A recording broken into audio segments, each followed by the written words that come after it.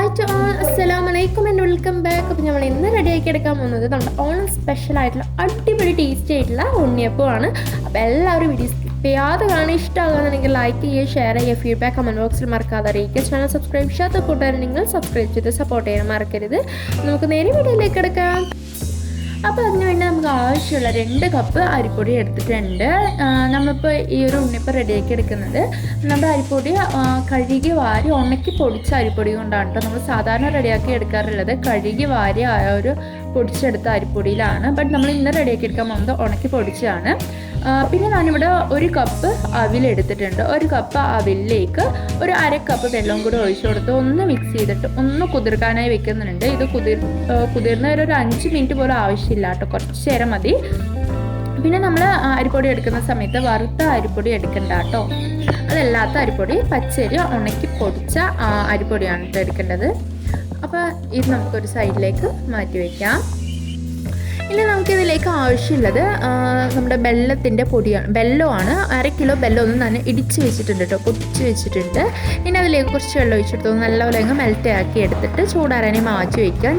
ഇതാണ് എടുക്കുന്നതെങ്കിൽ ഒരു 2 കപ്പോളം ഉണ്ടാവും കേട്ടോ വെല്ലം. ഇനി നമുക്കത് സൈഡിലേക്ക് മാറ്റി വെച്ചതിന് ശേഷം ഒരു മിക്സി ജാറിലേക്ക് നമുക്ക് പഴം ചേർത്ത് കൊടുക്കണം. നല്ല പഴുത്ത പഴം തന്നെ നോക്കിയെടുക്കുക. പാളയംകോടൻ പഴം, ഞാലിപ്പൂവൻ, പൂവൻപഴം, ഇങ്ങനത്തെ പഴങ്ങളായിരിക്കും കൂടുതൽ ടേസ്റ്റ് ആയിട്ടുണ്ടാവുക. നേന്ത്രപ്പഴം അല്ലാതെ വേറെ ഏത് പഴം വേണമെങ്കിലും എടുക്കാം കേട്ടോ. ഇനി അതോടെ ഞാനിവിടെ നല്ലപോലെ അങ്ങ് അടിച്ചെടുത്ത് നല്ലൊരു പേസ്റ്റാക്കി വന്നിട്ടുണ്ട്. ഇനി നമുക്കിതിലേക്ക് ചേർത്ത് കൊടുക്കാനുള്ളത് നമ്മൾ നേരത്തെ കുതിർക്കാനായി വെച്ച ആ ഒരു അവിലാണ്. അപ്പോൾ അതുകൂടി ചേർത്ത് കൊടുത്തു നല്ലപോലെ അങ്ങ് പേസ്റ്റാക്കി എടുക്കുക, നല്ലപോലെ തന്നെ അങ്ങ് അരച്ചെടുക്കുക കേട്ടോ. പിന്നെ നമുക്ക് നമ്മുടെ അരിപ്പൊടിയിലേക്ക് നമ്മൾ നേരത്തെ ഉരുക്കി വെച്ചിരിക്കുന്ന നമ്മുടെ ശർക്കര പാനി ഉണ്ടല്ലോ, ആ ഒരു വെല്ലത്തിൻ്റെ ആ ഒരു പാനി നമുക്കിതിലേക്ക് ഒഴിച്ചു കൊടുക്കുക. അരിച്ചിട്ട് വേണം കേട്ടോ ചേർത്ത് കൊടുക്കാനായിട്ട്.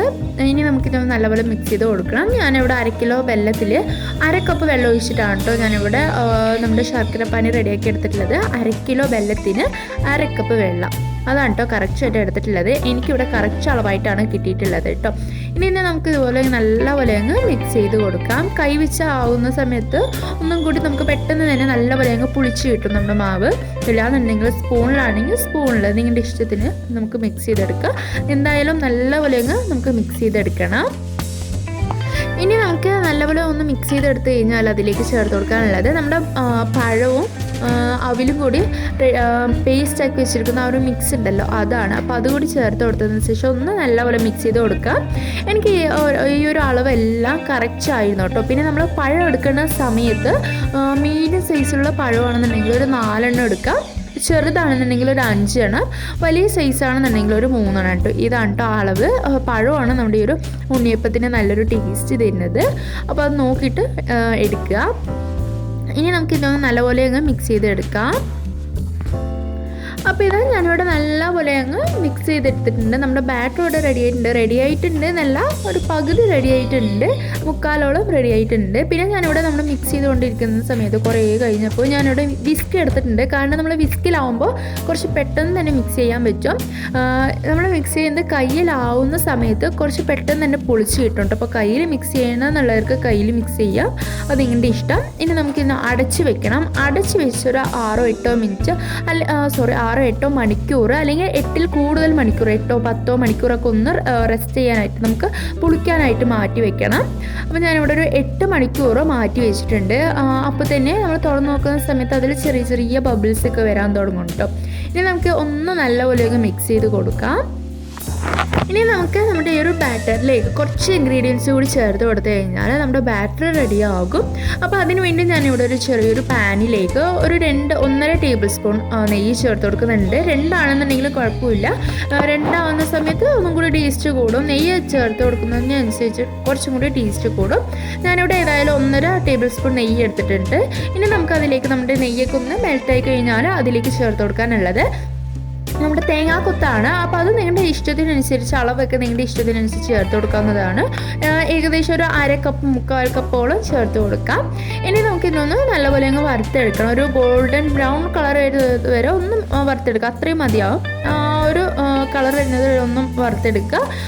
എന്നിട്ട് നമുക്കിതിന് നമ്മുടെ ബാറ്ററിലേക്ക് ഒഴിച്ചു കൊടുക്കുക കേട്ടോ. ഇനി നമ്മൾ ഈ ഒരു തേങ്ങാക്കൊത്ത് വറുത്തെടുത്ത് കുറച്ചങ്ങ് ചൂടാറി കഴിഞ്ഞതിന് ശേഷം നമ്മുടെ ബാറ്ററിലേക്ക് ഒഴിച്ചു കൊടുക്കുക കേട്ടോ. എന്നിട്ട് നല്ലപോലെ അങ്ങ് മിക്സ് ചെയ്തെടുത്ത് കഴിഞ്ഞാൽ അതിലേക്ക് ഞാനിവിടെ കുറച്ച് ജീരകം ചേർത്ത് കൊടുക്കുന്നുണ്ട്. നിങ്ങൾക്ക് വേണമെന്നുണ്ടെങ്കിൽ നമ്മൾ തേങ്ങാക്കൊത്ത് വറുത്തെടുക്കുന്ന സമയത്ത് കുറച്ച് കറുത്തുള്ളും കൂടി വറുത്തെടുത്ത് ചേർത്ത് കൊടുക്കുക കേട്ടോ. പിന്നെ ഞാനിവിടെ ചേർത്ത് കൊടുത്തിട്ടുള്ളത് നമ്മുടെ 1 ടീസ്പൂൺ ഏലക്ക പൊടിയാണ്. അപ്പോൾ അതുകൂടി ചേർത്ത് കൊടുത്തത് നല്ലപോലെ അങ്ങ് മിക്സ് ചെയ്ത് ഒരു സൈഡിലേക്ക് മാറ്റി വയ്ക്കാം. ഇനി നമുക്ക് നമ്മുടെ ഉണ്ണിയപ്പച്ചട്ടിയിലേക്ക് ഓയിൽ ഒഴിച്ചു കൊടുക്കുക. ഒരുപാടൊന്നും എണ്ണ ഒഴിച്ചു കൊടുക്കേണ്ട ആവശ്യമില്ല, ഒരു 3/4 ഒഴിച്ചു കൊടുക്കുക കേട്ടോ. എന്നിട്ട് നമുക്ക് എണ്ണയൊക്കെ ചൂടായി എന്നതിന് ശേഷം ഒന്ന് കമ്മിയാക്കുക, കുറച്ചൊന്ന് കമ്മിയാക്കിയിട്ട് അതിലേക്ക് നമ്മുടെ ബാറ്റർ ഒഴിച്ചു കൊടുക്കുക. ഒരു ഹാഫ് പോർഷൻ എങ്കിലും ഒഴിച്ചു കൊടുത്താൽ മതിയാവും, ഒരുപാട് നിറച്ച് ഒഴിക്കേണ്ട ആവശ്യമില്ല. പിന്നെ നിങ്ങൾക്ക് വേണമെന്നുണ്ടെങ്കിൽ ഓപ്ഷനിലാണ്, വേണമെന്നുണ്ടെങ്കിൽ നമ്മുടെ ബാറ്ററിലേക്ക് സോഡാപ്പൊടി കുറച്ച് ചേർത്ത് കൊടുക്കുക. ചേർത്ത് കൊടുത്തു കഴിഞ്ഞാൽ ഒന്നും കൂടി നല്ലപോലെ അങ്ങ് പൊന്തി നല്ല ബഫായിട്ട് നല്ല ഭംഗിയിൽ നിൽക്കും കേട്ടോ. വേണമെന്നുണ്ടെങ്കിൽ ചേർത്ത് കൊടുത്താൽ മതി, ഓപ്ഷനിലാണ് കേട്ടോ, വേണ്ടവർക്ക് ചേർത്ത് കൊടുക്കാം. ഞാനിവിടെ ചേർത്ത് കൊടുത്തിട്ടില്ല കേട്ടോ. ഇനി നമുക്ക് ഇതിനെ നല്ലപോലെ അങ്ങ് കുക്ക് ചെയ്തെടുക്കണം. ഒരു ഗോൾഡൻ ബ്രൗൺ കളർ, ആ ഒരു ഗോൾഡൻ കളറൊക്കെ വരുന്ന ആ ഒരു സമയത്ത് നമുക്കിതിനെ ഒന്ന് തിരിച്ചിട്ട് കൊടുത്തിട്ട് ആ ഒരു സൈഡ് കൂടി കുക്ക് ചെയ്തിട്ട് നമുക്കിതിനെ മാറ്റാം. അപ്പോൾ ഇതുപോലെ നമുക്ക് ബാക്കിയുള്ള ബാറ്റർ കൂടി നല്ല അടിപൊളിയായിട്ട് കുക്ക് ചെയ്തെടുക്കാം. അപ്പോൾ ഓണം സ്പെഷ്യലായിട്ട് ഇതൊന്ന് ട്രൈ ചെയ്ത് നോക്കുക, നല്ല എളുപ്പമാണ്. അപ്പോൾ എല്ലാവരും തീർച്ചയായും ഒന്ന് ട്രൈ ചെയ്ത് നോക്കുക. ഇത്രയേ ഉള്ളൂ, നല്ല ടേസ്റ്റി ആയിട്ടുള്ള ഉണ്ണിയപ്പം ഇവിടെ റെഡി ആയിട്ടുണ്ട്.